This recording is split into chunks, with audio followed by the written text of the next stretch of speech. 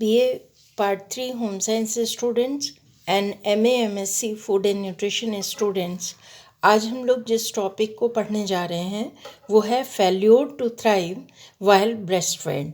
मतलब breast feeding का जो प्रोसेस मैंने आपको बताया था, तो वो क्यों फेल्योर होता है, उसके क्या क्या मैटरनल कॉजेज़ होते हैं और क्या क्या इन्फेंट्स के कॉजेज़ होते हैं।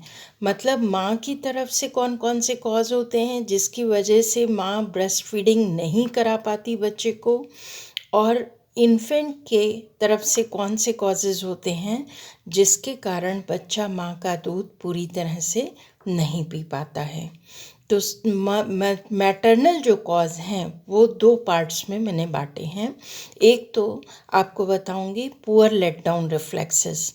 मैंने इसके पिछले क्लास में लेट डाउन रिफ्लेक्सेस के बारे में बताया था कि लेट डाउन रिफ्लेक्सेस मतलब माँ का दूध उतरना या माँ का दूध ब्रेस्ट से बाहर आना। ये अगर अच्छी मात्रा में आता है तो हम इसे गुड लेट डाउन रिफ्लेक्सेस कहते हैं, और यदि माँ का दूध अच्छी मात्रा में नहीं आ पाता तो हम इसे पुअर लेट डाउन रिफ्लेक्सेस कहते हैं। तो एक तो ब्रेस्ट मिल्क का फेल्योर होना या ब्रेस्ट फीड का फेल्योर होना का एक कारण पुअर लेट डाउन है, और पुअर लेट डाउन के कई कारण होते हैं जिसकी वजह से लेट डाउन रिफ्लेक्सेस पुअर हो जाते हैं। सबसे इम्पॉर्टेंट बात है stress anxiety.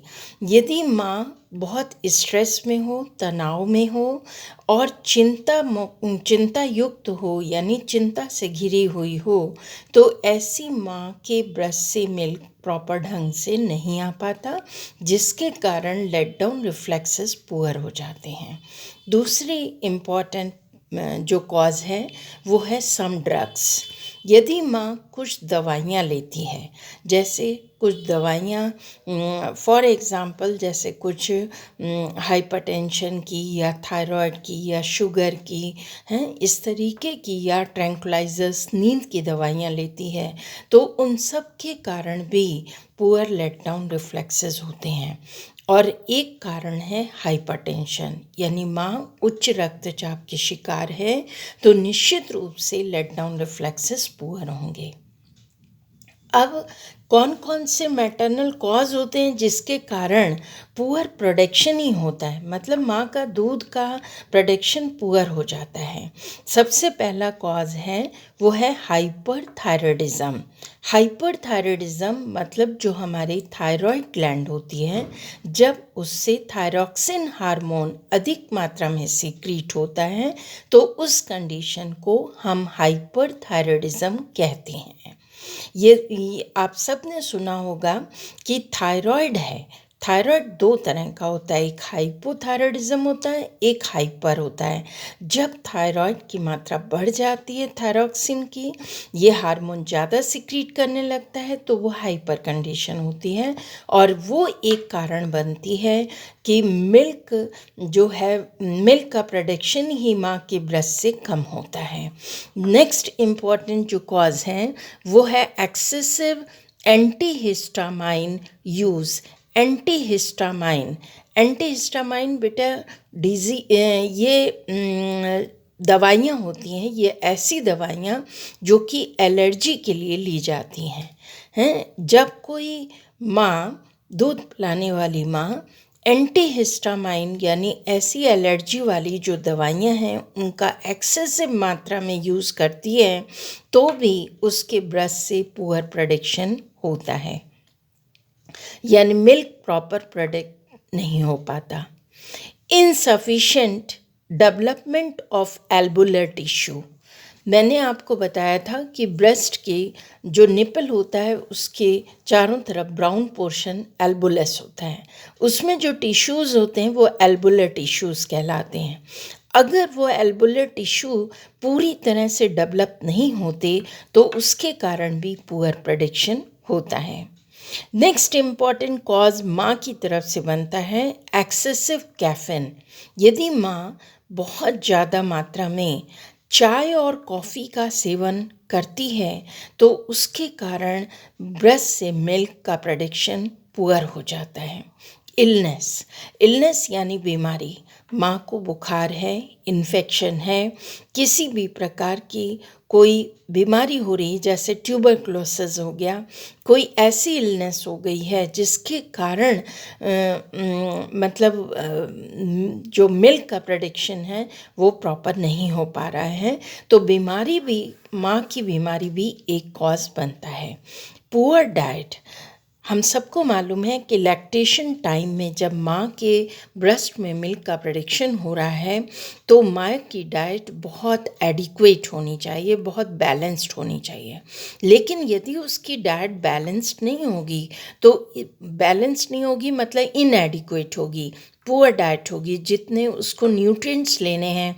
For example milk के प्रोडक्शन के लिए उससे प्रोटीन बहुत प्रॉपर लेना चाहिए, कैल्शियम लेना चाहिए, कैलोरीज़ की आवश्यकता है। यदि वो भरपूर मात्रा में नहीं ले पा रही है तो उसकी डाइट पुअर हो जा रही है, और पुअर होने के कारण प्रोडक्शन भी पुअर हो रहा है। Retained placental fragment, retained placental fragment का मतलब ये है कि बच्चा पैदा होने के थोड़ी देर बाद ही पूरा प्लेजेंटा आउट हो जाना चाहिए, जिसको खेड़ी कहते हैं, जो माँ के गर्भ में होता है। जैसे बच्चे का जन्म हुआ तो थोड़ी देर के बाद प्लेजेंटा आउट हो जाना चाहिए, लेकिन कई कई माताओं में बच्चे के जन्म के काफ़ी देर तक प्लेजेंटा जब आउट नहीं होता तो ये भी मिल्क के प्रोडक्शन पे बुरा असर डालता है। तो ये एक कारण बनता है। फैटीग मतलब होता है माँ की थकान। यदि माँ में बहुत थकान है, माँ दिन भर काम में लगी रहती है, तो माँ बच्चे को एकदम फ्री होकर अपना दूध नहीं दे पाती। थके होने के कारण भी मिल्क का प्रोडक्शन पुअर हो जाता है। तो ये तो सारे कॉज स्टूडेंट्स, मैंने आपको मैटरनल कॉजेज़ बताए जिसकी वजह से पुअर लेट डाउन हो रहा है और पुअर प्रोडक्शन हो रहा है। अब बेबी के कारण या इन्फेंट्स के कारण कौन कौन से कॉजेज़ होते हैं। देखिए, इन्फेंट के जो कॉजेज़ हैं उनको मैंने 3 कैटेगरी में बांटा है। सबसे पहली जो कैटेगरी है वो है कि हाई एनर्जी, ये एक तो सबसे इम्पॉर्टेंट बात ये है कि जो इन्फेंट्स होते हैं उनको पैदा होते ही उनकी एनर्जी की रिक्वायरमेंट बढ़ जाती है, यानी हाई एनर्जी रिक्वायरमेंट हो जाती है। लेकिन हाई एनर्जी रिक्वायरमेंट पूरी नहीं हो पाती क्योंकि उनको पूरा माँ का दूध नहीं मिल पाता है।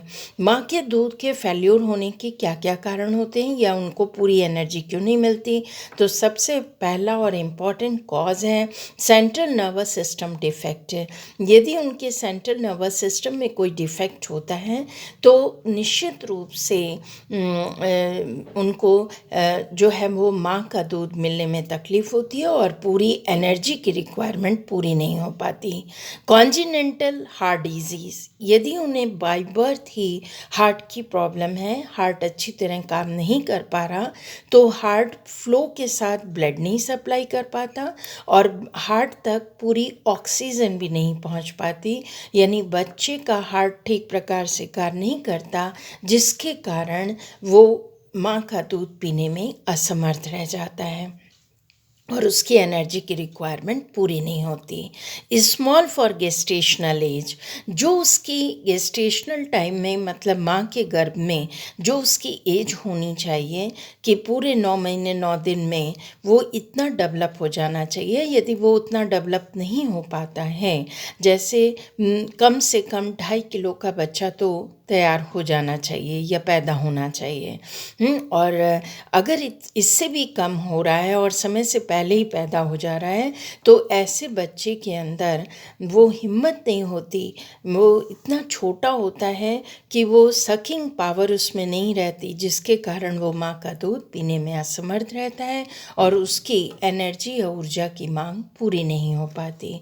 दूसरा जो नेक्स्ट कैटेगरी मैंने बनाया है वो है लो नेट इनटेक, मतलब उनका जो इंटेक होता है माँ का दूध इतनी मात्रा में उनको ले लेना चाहिए, लेकिन कई कारण होते हैं जिसके कारण वो उतना इंटेक नहीं ले पाते हैं।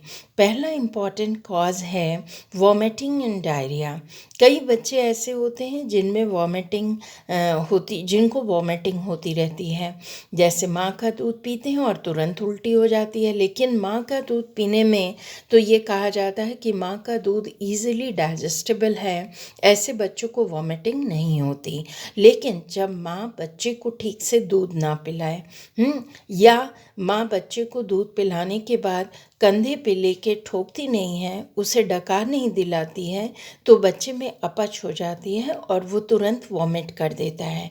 यानी बच्चे को जितना खुराक मिलनी चाहिए थी माँ के दूध की वो प्राप्त नहीं हो पाई, जो कि उल्टी हो गई। दूसरा इम्पॉर्टेंट है कि माँ अगर अपने आहार में ठीक ढंग से खाना नहीं लेती है, अच्छी मतलब सही खाना नहीं खाती है, गैस्ट्रिक चीज़ें लेती है, जैसे आपका छोले हैं और खूब तला भुना और मिर्च मसाले और जितनी भी सब्जियां जो कि हाईली फ्लेवर्ड होती हैं, ऐसी सब्जियों का सेवन, जैसे मूली है, पत्ता गोभी है, शलजम है, ऐसी सब्जियां जो बहुत ज़्यादा महक वाली होती हैं, यदि उनका लगातार सेवन करती हैं तो इसका उसके दूध में भी गैस्ट्रिक असर आ जाता है और उसके कारण बच्चे में अपच हो जाती है और बच्चे को डायरिया होने लगता है। तो बच्चे की जितनी खुराक होती है वो ले नहीं पाता है। डायरिया होने के कारण वीकनेस हो गई और वीकनेस की वजह से उसका जो इनटेक होता है वो लो हो जाता है।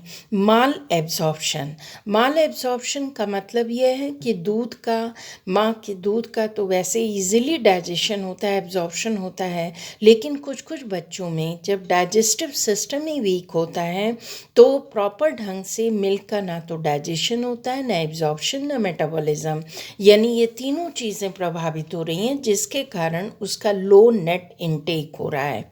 नेक्स्ट इम्पॉर्टेंट पॉइंट इस कैटेगरी में आता है, बच्चे में कोई इन्फेक्शन है या जब अगर बच्चा इन्फेक्टेड है किसी भी चीज़ से, जैसे ARI अपर रेस्पिरेटरी इन्फेक्शन, यदि इसे श्वास की किसी भी प्रकार की बीमारी है या धमनी चल रही है, ये श्वास तेज चल रही है, इस तरीके के इन्फेक्शन है, तो बार बार नाक बंद हो जा रही है, तो भी बच्चा पूरी तरह से माँ का दूध नहीं ले पाता है, जिसके कारण उसका जो टोटल इनटेक होना चाहिए माँ के दूध का वो कम पड़ जाता है या कम रह जाता है। नेक्स्ट इम्पॉर्टेंट जो बात है वो है पुअर इनटेक। कई कारण होते हैं जब बच्चे का इनटेक ही पुअर होता है। एक तो वो कि इनटेक हो रहा है लेकिन कम हो रहा है। नेक्स्ट जो इम्पॉर्टेंट कैटेगरी है वो है कि इनटेक ही पुअर हो रहा है। इनटेक पुअर होने का कारण क्या है? पुअर सकिंग, यानी उसमें जो चूसने की क्षमता है वो ही बहुत कम है, और चूसने की क्षमता उन बच्चों में कम होती है जो समय से पहले यानी प्री मैच्योर पैदा हो जाते हैं या बहुत कमज़ोर कम वज़न के पैदा होते हैं, जैसे 1 किलो 1.5 किलो 2 किलो के बच्चे होते हैं, तो उनमें सकिंग पावर कम होती है, चूसने की क्षमता ही कम होती है, जिसके कारण पुअर इनटेक हो जाता है। और कंटेंडेड स्लीपी नेचर, कई बच्चे ऐसे होते हैं जिनका कंटिन्यूस सोने वाला नेचर होता है, एकदम संतुष्ट रहते हैं, उन्हें कोई भूख वूख नहीं लगी है और वो पूरे सुतक्कड़ मिजाज के होते हैं, यानी हर समय सोए रहते हैं। तो ऐसे में माँ को जगाने की आवश्यकता होती है ताकि उसका इंटेक हो सके। हर समय सोए रहेंगे तो पुअर इनटेक होगा। इसके लिए माँ को क्या करना चाहिए कि माँ को पहले उसके कान का जो पिना है उसको थोड़ा थोड़ा धीरे धीरे अपने हाथ से जरा जरा सा छूना चाहिए। जब छूती है माँ या पैर में धीरे धीरे करके इस तरह से प्रिकिंग करनी चाहिए, जिससे बच्चे की आँख खुल जाती है और बच्चा झटके में उठता है और तुरंत माँ का दूध पीना शुरू कर देता है। तो ये भी एक कारण बनता है जिसके कारण वो पुअर इनटेक हो रहा है, तो उसको जगाना बहुत ज़रूरी है। नेक्स्ट इम्पॉर्टेंट बात है कि इनफ्रीक्वेंट फीडिंग। माँ अगर बच्चे में ही आदत नहीं, बच्चे को भूख ही नहीं महसूस हो रही है, तो रो भी नहीं रहा है और किसी भी प्रकार का रिएक्शन नहीं कर रहा है, तो माँ भी एकदम लापरवाह हो रही है। इसमें क्या हो रहा है कि इनफ्रीक्वेंट फीडिंग हो रही है। जैसे फ्रीक्वेंट होनी चाहिए कि हर एक एक घंटे या डेढ़ डेढ़ घंटे पे माँ को अपना दूध ज़रूर पिलाते रहना चाहिए, लेकिन माँ अगर केयरलेस है और बच्चा भी उसमें भूख फील नहीं कर रहा है या किसी भी प्रकार का रिएक्शन नहीं कर रहा है, रो नहीं रहा है, तो ऐसे में इनफ्रीक्वेंट फीडिंग हो जाती है, जिसके कारण पुअर इनटेक हो जाता है। सम फेशियल एबनॉर्मलिटीज़। कुछ बच्चे होते हैं बेटा, जब जिनके की फेस में यानी ओंठ जैसे कटे हों, हैं कटे हुए ओंठ वाले जो बच्चे होते हैं, ये इस टाइप की एबनॉर्मलिटीज़ की बात कर रहे हैं, जिनका तालू सटा हुआ है। और ऐसे में बच्चा पूरी तरह से माँ का दूध नहीं ले पाता। कई बच्चे तो जन्म लेते हैं, मतलब 1-8% ही ऐसे होते हैं जिनका ऑसोफेगस यानी ग्रास नली और श्वास नली एक ही होती है, तो ऐसे में भी बच्चे को दूध पीने में दिक्कत होती है और पुअर इनटेक हो जाता है। तो ये तो फेस पे जो डिफेक्ट है, एबनॉर्मलिटी है, यानी ओंठ कटे हुए ओंठ हैं, तो उसके कारण बच्चा सक नहीं कर पा रहा है, चूस नहीं पा रहा है, ब्रेस्ट की निपल को मुंह में नहीं ले पा रहा है, तो उसका इंटेक पुअर हो जा रहा है। तो अब मैंने आपको मैटरनल कॉजेज़ और इन्फेंट कॉजेज़ स्टूडेंट्स अच्छी तरह बता दिए। इन्फेंट कॉजेज़ को, मैटरनल कॉज को हम लोग 2 पार्ट में बांट रहे हैं, एक तो पुअर लेट डाउन और पुअर प्रेडिक्शन, और जो इन्फेंट कॉजेज़ हैं वो 3 पार्ट्स में मैंने बांट को आपको समझाया कि जो इन्फेंट्स हैं उनकी हाई एनर्जी रिक्वायरमेंट होती है, लेकिन माँ का दूध उन्हें पूरी तरह प्राप्त नहीं हो पाता। उसके ये तीनों कारण हैं जिसके कारण उनकी ऊर्जा की आवश्यकता पूरी नहीं हो पाती। लो नेट इनटेक, मतलब जितना इनटेक उनका माँ के दूध का होना चाहिए वो नहीं होता। उसके क्या कारण हैं वो तीनों मैंने आपको बताए। और पुअर इनटेक यानी जो इनटेक है वही पुअर हो जा रहा है, उसके मैंने ये 4 कारण बताए हैं आपको, और इनका रेफरेंस भी आपको नीचे सोर्स दिया हुआ है। आपको, मुझे लगता है कि अब आप सभी को समझ में आ गया होगा कि वो कौन कौन से कॉजेज़ हैं जिसके कारण माँ अपना दूध पिलाने में बच्चे को पूरी तरह से सक्षम नहीं हो पाती, या वो कौन से कारण हैं जिसके कारण बच्चा पूरी तरह से माँ का दूध नहीं प्राप्त कर पाता। तो आप सबको ये को समझ में आ गया होगा। यदि किसी को भी कोई क्वेरी हो तो आप चैट बॉक्स में डाल सकते हैं और पर्सनली मुझे कांटेक्ट भी कर सकते हैं। Thank you.